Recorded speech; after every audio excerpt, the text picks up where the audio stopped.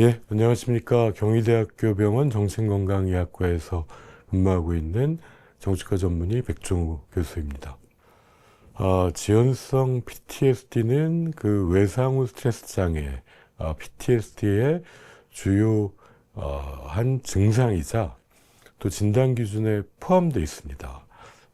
이게 이제 외상 후 스트레스 장애는 그런 트라우마 사건 이후에 이제 재경험이나 과각성 회피를 특징으로 하는 질환인데, 이게 사고 직후에 안 생기고 2년, 5년, 심하면 10년 이후에도 발생하는 건들이 보고되기 때문에 지연성 PTSD라고 정의 내리고 있습니다.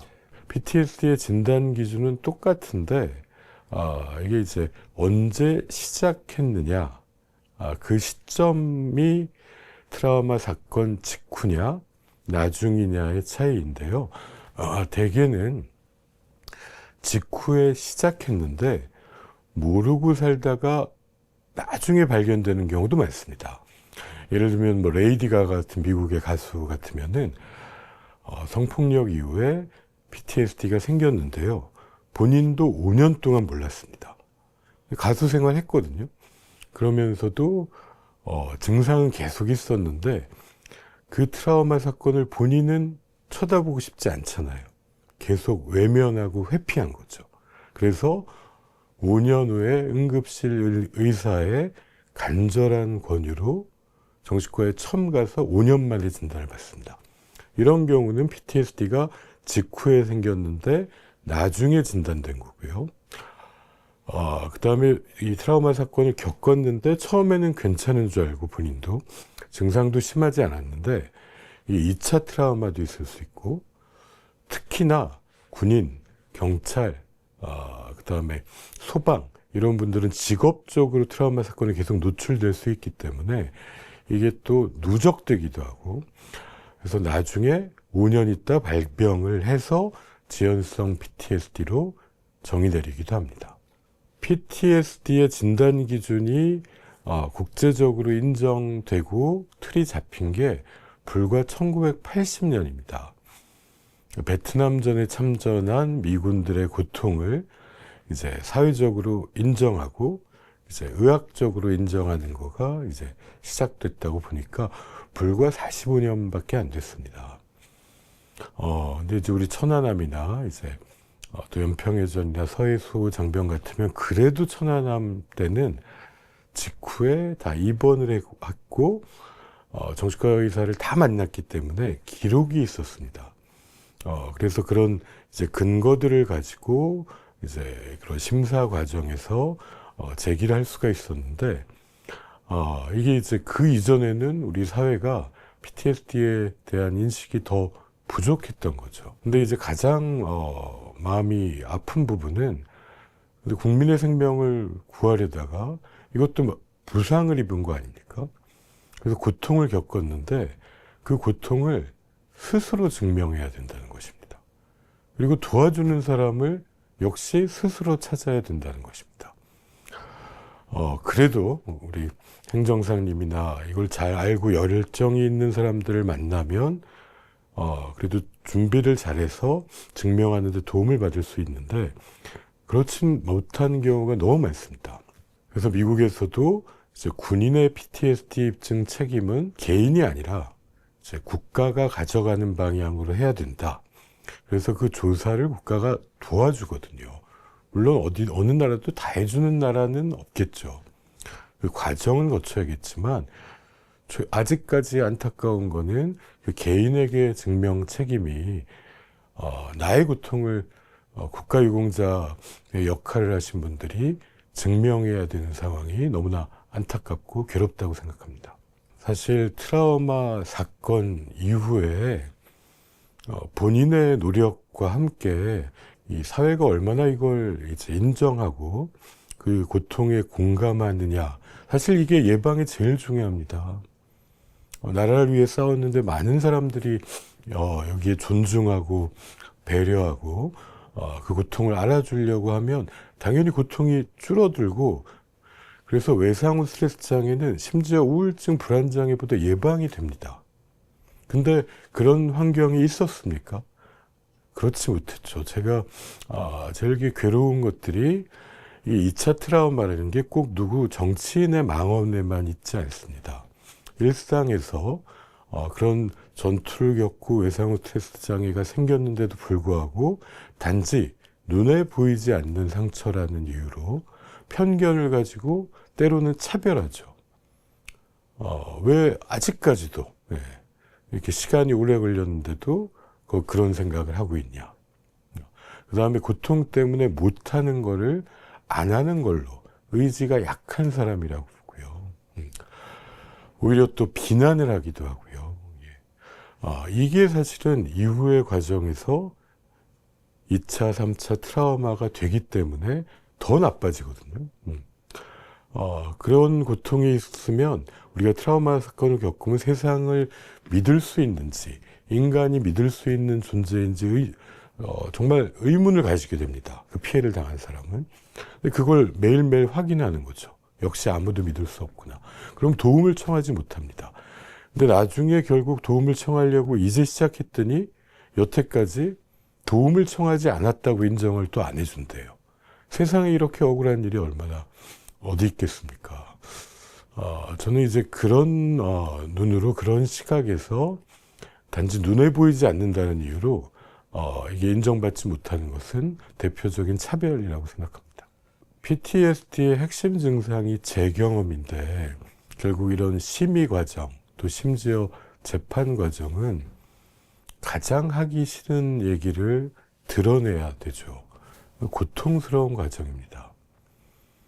그리고 그것을 또 여러 사람, 또 모르는 사람 앞에서 해야 되는데 내가 마치 선처를 구하는 약자의 마음으로 거기서 내 고통을 스스로 증명해야 되고, 또 거기 이게 참 안타깝지만 트라우마에 대한 감수성이 아직 우리 사회에 많이 부족한 게 현실인 것 같습니다. 그래서 아니 하고 있지 않았냐.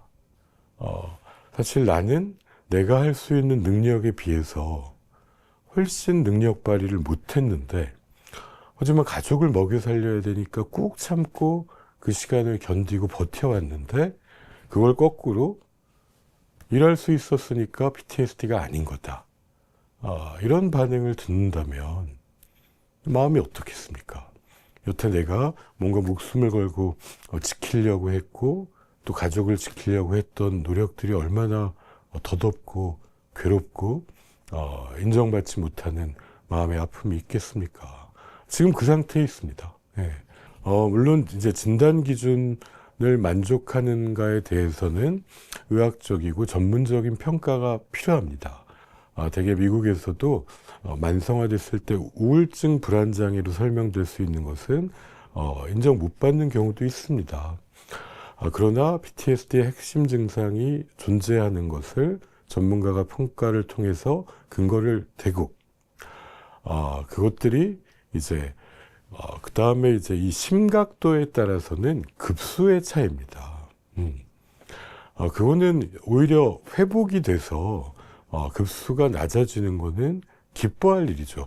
좋은 일이고, 그걸 위해서 우리 사회가 함께 노력해야 되겠는데, 인정을 안 하는 거는 급수가 높고 낮은 거랑은 완전히 다른 차원의 얘기겠죠. 그래서 그거는 진단 기준에 맞고 그것이 군에서 겪은 트라우마 사건과 연관됐다는 전문적 근거가 있다면 위원회에서도 이런 것들은 적극적으로 반영할 필요가 있지 않나. 그리고 그게 안 되고 있다면 기준에 도대체 뭐가 문제인지 좀 투명하게 기준을 또 함께 논의해 볼 필요가 있다고 생각합니다. 사실 미국도 과정이 있었다고 저도 알고 있습니다. 레이건 대통령 때 이제 보훈처가 보훈부가 됐고, 오바마 대통령 때 PTSD의 입증 책임을 개인에서 이제 국가가 조사를 돕고 더 우선 증명하는 쪽으로 변화가 있었고요. 또 지금 그렇게 도움을 요청하지조차 못하는 우리 제대 군인들을 위해서 동료 상담가라고, 먼저 아파본 사람들이 이제 찾아가서 이 도움을 요청하는 게 오히려 용기 있는 거다. 지금이라도 해야 된다. 이렇게 설득하는 시스템도 만들고. 근데 그런 변화가 이어졌던 이유는 결국 그건 그 나라 국민들이 만든 겁니다. 그 나라 국민들의 여론이 이건 정말 중요한 일이고 이런 걸로 우리가 장병들을 잃을 수는 없겠다. 이 외상후 스트레스 장애가 눈에 보이지 않지만 사람이 죽습니다. 자살로 죽을 수 있고 가족관계가 깨지고요. 완전히 다른 사람이 돼서 딴 사람들한테 폭력적인 행동을 하고 감정 기복을 감당하지 못하고 이전과는 다른 사람이 돼서 평생을 고통 속에서 살아야 되겠냐. 이것만은 좀 이런 일은 없게 책임져야 되지 않겠냐는 결국 국민의 여론이 저는 제일 중요하다고 생각하고 그것이 법과 제도, 예산을 바꿔서 결국은 이 사회가 그걸 인정해주는 분위기가 만들어지면 거꾸로 회복이 빨라집니다. 예산을 쓸 일이 줄어들겠죠. 근데 여기 이걸 인정하지 않으려고 그러고 거꾸로 우리가 그걸 쳐다보지 않으려고 그럴수록 후유증은 커질 거고 사회적 비용은 훨씬 높아질 거라고 생각합니다. 그건 이제 의학적 기준, 법적 기준 등이 있을 텐데 제가 알기로는 미국에서도 90년대에 이런 게 이제 이슈가 돼서 현재는 2년에서 5년 정도까지는 물론 사안에 따라서 이제 심의를 하지만 인정을 하는데 그 이유가 외상후 스트레스 장애에서 지연성 발병은 진단 기준의 정의 하나이기 때문에 이를 수용한 거고 대신 이제 그 과정이나 뭐 근거들은 또 심의를 거친다고 알고 있습니다. 우리나라에서도 6개월이라 그러면 좀 다른 신체 질환과는 좀 다르죠. 예. 하지만 진단 기준에 있고 의학적으로 인정되는 것들에 또 세계적 기준은 따를 필요가 있지 않나 생각합니다. 일단 이제 제복 근무자들 군, 경찰, 소방 같은 경우에는 이게 이제 그것도 PTSD의 진단 기준에 직업으로서 반복적으로 노출되는 사람들이잖아요. 이제 저희 입장에서는 고위험군이죠. 이분들은 반복 노출 때문에 이게 누적 효과가 있습니다. 한 번만 겪지 않는 거죠. 뭐 소방관도 출동 한 번 하는 거 아니지 않습니까? 그래서 이게 이제 계속 쌓이다 보면은 어느 시점에서 여태까지는 견뎠는데 이게 이제 임기치를 넘어가게 되는 거거든요. 그래서 지속적인 관리가 필요합니다. 그래서 대개는 누적 외상 척도라는 게 있는데 그래서 그런 사건을 경험했을 때에는 좀 더 심층 정신건강 평가를 치료가 아니라 평가를 받아두고 그 결과에 의해서 이제 본인한테 알려줘야겠죠. 이거는 좀 진단을 받아보는 것이 필요하겠다고 하고 도와주고 알려줘야 되지 않겠습니까? 그걸 나중에 본인이 뭐 어떤 자리에서 겪어본 사람한테 듣고 아는 지금의 시스템에서는 너무 놓친 사람들이 많고 그러다가 기록이 하나가 없으면 나중에 이걸 증명하기가 너무 어려워지는 상황이기 때문에 오히려 선제적으로 이게 외상 사건을 겪은 군인에 대해서는 정신건강 평가를 심층적으로 주기적으로 할 수 있어야 되고 특히 제대를 앞두고는 그런 것들을 많이 겪으셨을 거 아니에요. 그때 오히려 해서 도와주는 입장이 돼야 된다고 생각합니다. 그래서 오히려 빨리 발견할 수 있도록 후유증도 줄어들기 때문에 그건 국가사회적으로도 이득인 건데 지금은 빨리 발견될 것들이 스스로 결정을 해야 되니까 제한이 많다고 생각합니다. 사실 외상후 스트레스 장애 또는 이제 강박 장애 같은 경우는 입원을 할 정도로 심해도 정말 본인들이 꺼리기도 하고요. 그리고 입원을 하면 심지어 오히려 악화되는 경우도 있습니다. 입원 환경에 되게 많은 제약도 있고요. 예. 대개는 병원에 와서 이제 의료진이 옆에 있다 그러면 안심이 되는데 외상후 스트레스 장애를 앓는 분들은 거기서 오히려 재경험이 증가하면서 악화되는 경우도 초기에 많이 있기 때문에 입원에 매우 신중합니다. 예. 그리고 본인들도 원하지 않는 경우가 굉장히 많이 있습니다. 그래서 다른 정신과의 중증 정신질환과는 달리 입원을 하지 않았다는 걸 심각도의 기준으로 잡기는 매우 어렵다고 생각을 합니다. 심지어는 진단평가를 위해서 필요하다고 해도 본인들이 거절하는 경우 굉장히 많으시거든요. 그래서 그걸 기준으로 삼기는 어렵지 않나 싶습니다. 이분의 전문가로서 저희도 좀 참 부끄럽습니다. 제도적 개선이 더 빨리 이루어져야 되는데 아직까지 충분치 못해서 고통받는 생존장병들이나 유가족분들이 계신 거에 책임감을 느끼고 있습니다. 근데 사실 해외에서도 이런 트라우마 PTSD의 인식이 바뀌게 된 결정적인 계기는 사실은 우리 그 생존 장병과 유가족들이 사회의 목소리를 낸 겁니다.